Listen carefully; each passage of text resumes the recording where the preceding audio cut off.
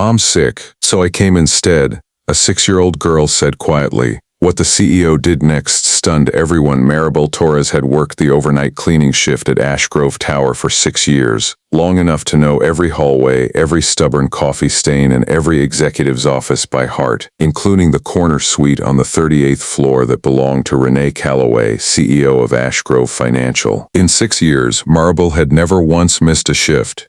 Not through 2 bouts of flu, not through a broken wrist, not through the hardest winter of her life after her husband left. She needed the job too badly to risk it, and besides, there was a particular kind of pride in being the person a building could always count on, even if most of the executives who walked those halls each morning never learned her name. That Tuesday night, a stomach virus finally caught up with her hard enough that she genuinely could not get off the bathroom floor, let alone drive across town for a 6-hour cleaning shift.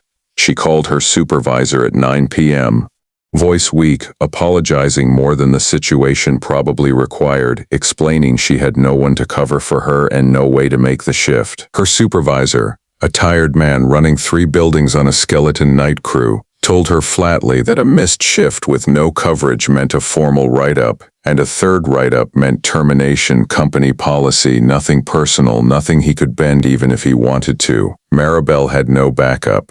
No family nearby. A babysitter at 9 him on a Tuesday for 6 hours was not a phone call she had any realistic way of making. She lay on her bathroom floor doing the math on rent, on her daughter's school lunch fees, on how close to the edge one missed shift could push them, and felt something close to panic settle into her chest. It was her 6-year-old daughter, Sophie, standing in the bathroom doorway in her pajamas, who solved the problem before Maribel had finished explaining it to herself. "I'll go," Sophie said. The decision. Maribel said no. Obviously, immediately, absolutely not. A 6-year-old could not go work a cleaning shift alone in a downtown office tower at 9 o'clock at night. The very idea was absurd on its face. But Sophie, with the particular stubbornness of a child who had grown up watching her mother work herself to exhaustion and understood, in the plain, uncomplicated way children understand things, exactly what a missed paycheck would mean for their small apartment, would not let it go. "You said the building's basically empty at night," Sophie pressed. "You said nobody's even there. I can dust things. I can help you like I do at home. You can tell me what to do and I'll do it, and if anybody sees me I'll say I'm just visiting you." In the end, it was not really a plan Maribel chose so much as one she was too sick and too desperate to fully talk her daughter out of. She called a co-worker on the night crew, a woman named Denise who'd covered for her before and who agreed, against her own better judgment, to drive over, pick Sophie up, and let her tag along quietly for the shift, staying close, doing small simple tasks, while Denise handled the actual work and kept an eye on her the entire time. It was not, by any measure, a good plan. It was the only plan available at 9:15 p.m. with a sick mother on a bathroom floor and a paycheck on the line. Sophie put on one of her mother's spare uniform jackets, the sleeves rolled up several times over, a small handwritten janitor badge from an old dress-up costume pinned crookedly to the front because she'd insisted on looking official, and spent most of the shift trailing Denise through empty hallways, dusting low shelves, wiping down break room counters, feeling, she would say later, important in a way that made the whole strange night feel like an adventure instead of an emergency. At around 11 p.m., while Denise was occupied 2 floors down handling a supply closet delivery, Sophie wandered entirely innocently into an office on the 38th floor that had its door left slightly ajar. The corner office with the brass CEO plate on the door, and began with great seriousness, wiping down the desk exactly the way her mother had taught her. She had no way of knowing that Renee Calloway, running behind on a filing deadline, was walking back into her own office at that exact moment, accompanied by 2 board members she'd been reviewing quarterly numbers with down the hall. The office. Renee stopped in the doorway so abruptly that the 2 men behind her nearly walked into her back. A small girl, maybe 6 years old, hair escaping its ponytail, sleeves rolled up past her wrists on an adult-sized janitor's jacket, stood at Renee's desk carefully spraying and wiping down the surface with the kind of focused concentration only very young children bring to tasks they've been told matter. "Sweetheart," Renee said carefully, stepping into the room, "where's your mom? Are you supposed to be up here alone?"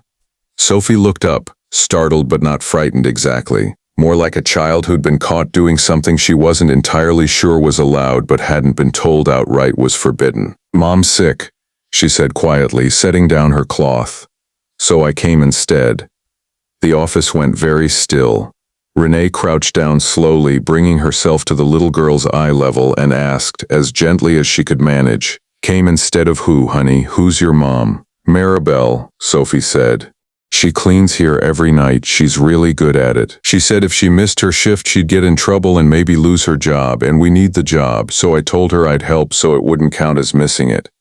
Renee did not immediately know what to say. She had run Ashgrove Financial for 9 years. She had built a reputation, inside the company and across the industry, as a demanding but fair executive who valued operational discipline above almost everything else. She also in this moment found herself looking at a 6-year-old in an oversized janitor's jacket who had clearly on her own initiative decided that the burden of protecting her family's income was hers to help carry, and something about the sheer, uncomplicated seriousness of that decision hit her harder than any quarterly report ever had. What Renee learned that night: Renee sent the 2 board members ahead without her, promising to catch up shortly, and instead spent the next 20 minutes sitting on the floor of her own office with a 6-year-old, asking careful questions, piecing together a picture that made her chest tighten with something between anger and grief, not at the little girl in front of her, but at a system that had, apparently, brought this exact situation into being. She learned that Maribel Torres had worked 6 years without a single missed shift until tonight. She learned about the strict no-coverage policy that turned a single stomach virus into a termination risk,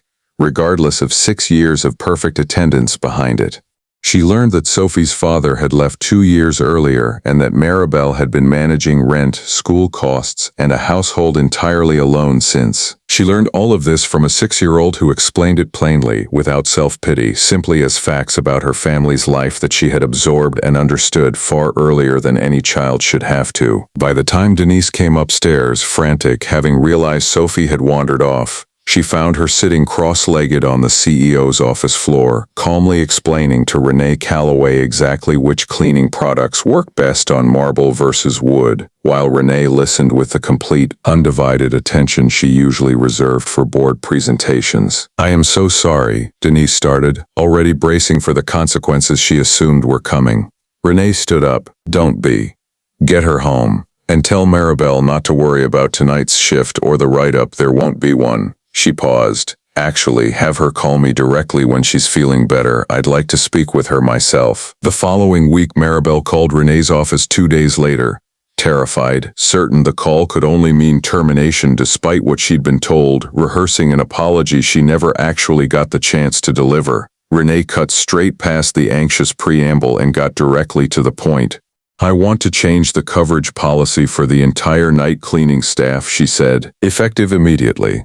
Sick days shouldn't require an employee to either show up dangerously ill or risk their job over one missed shift with no backup available. That's a policy failure, not an employee failure, and it's mine to fix." She paused. "I also want to personally thank you. 6 years without a missed shift is the kind of reliability most companies never even notice, let alone value the way they should. I noticed. Late, but I noticed."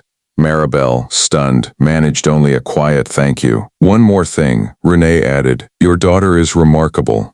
I don't say that lightly. I'd like to set up a scholarship fund through the company, for employees' children, starting with her. Not charity, recognition." She showed more sense of responsibility at 6 years old than most people I've worked with for decades. What changed within a month? Ashgrove Financial had overhauled its emergency coverage policy for all overnight and maintenance staff, building in a formal backup system so that illness no longer meant choosing between health and employment. Maribel, promoted to night shift supervisor 8 months later, still tells the story carefully because it still makes her voice catch, of the night her 6-year-old daughter decided, on her own, that she was old enough to help carry a burden that was never supposed to be hers to carry in the first place. Sophie, for her part, remembers that night mostly as the time she met the lady with the really nice office and the really big desk, and still, 2 years later, occasionally asks her mother whether Renee needs help dusting again sometime. Renee, when told this, laughed for the first time in longer than she could remember and said that yes, actually, she'd love the help, Though these days it's usually over hot chocolate in that same corner office. Sophie, now a semi-regular visitor on afternoons, Maribel picks up an extra shift, no longer sneaking in with a spray bottle but welcomed in through the front door. Sometimes, it turns out, the people who teach us the most about responsibility, dignity, and quiet strength aren't the executives running the company from the top floor. Sometimes it's a 6-year-old in an oversized jacket, standing at a desk that isn't hers, simply trying to make sure her mother doesn't lose the job that keeps their small family together. If this story moved you, you're not alone. Sometimes the smallest people carry the biggest hearts, and sometimes the right person noticing at the right moment changes everything. Like, subscribe, and tell me in the comments, what's the most selfless thing a child in your life has ever done?